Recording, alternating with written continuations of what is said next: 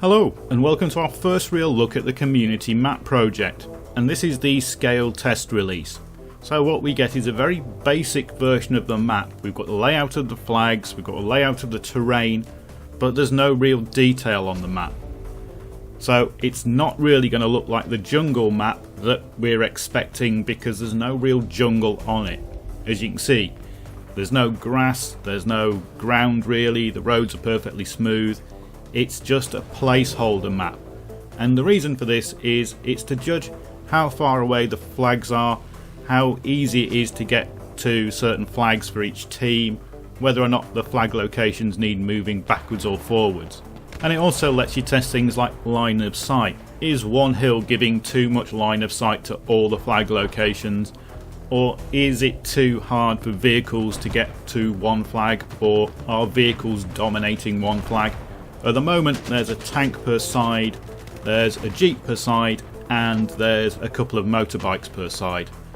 So it's not really designed as a vehicle heavy map from the looks of it. It's more designed to be an infantry map with vehicles that help the infantry get around. Now as you can see, it's very placeholder.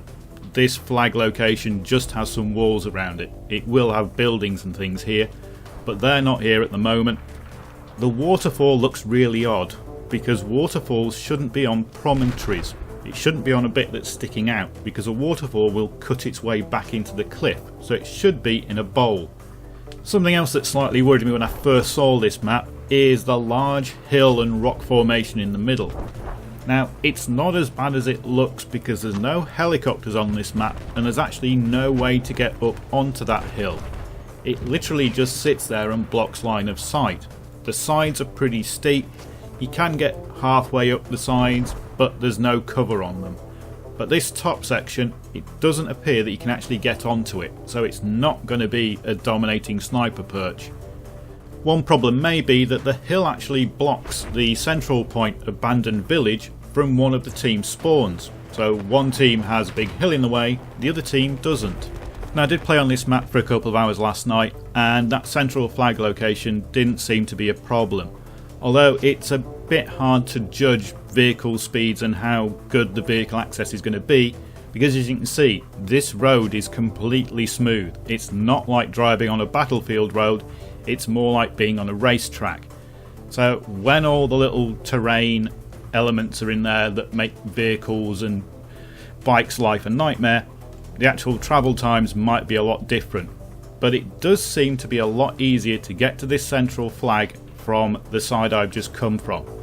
If you come from the side with a hill, you've obviously got to go around the hill, and that kind of funnels the vehicles into two routes. You could solve that problem by putting a transport helicopter on there, but then you've got the problem that the central hill does become an accessible sniper perch.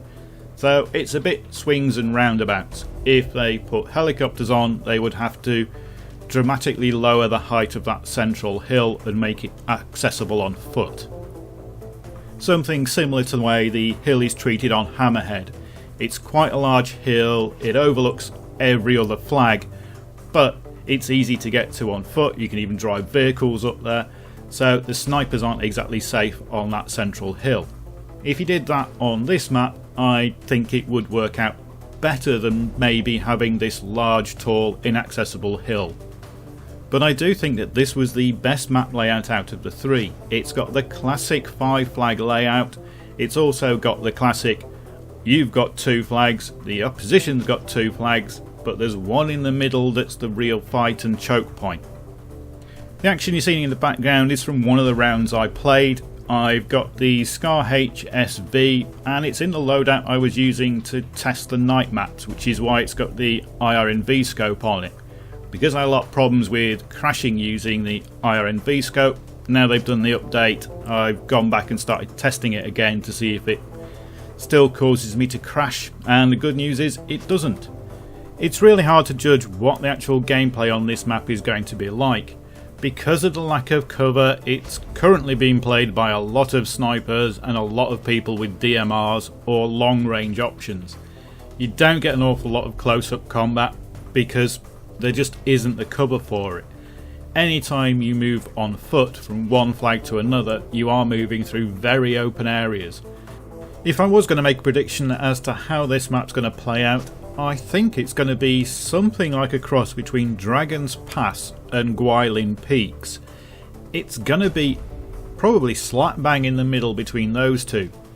It's not going to have the ultra long range and vehicle heaviness of Dragon's Pass, but it's also not going to have the more infantry centred focus that you get in Gwaelin Peaks. It's going to be somewhere in the middle, because it's a Conquest normal size map, not a Conquest large size map. So it's 5 objectives, not 7 like Dragon's Pass, but the objectives are more spread out than they are on Gwaelin Peaks.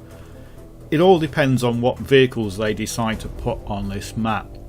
I actually think the balance they've got in this very first version is pretty good. One piece of heavy armour and lots of little light supporting vehicles to get people around the map quickly. It'd be nice to have a map where you actually have to flank on the ground, either on foot or using the bikes or the fast jeeps, rather than just having a helicopter launch its way down the map, hope to get near a flag and everybody bail out.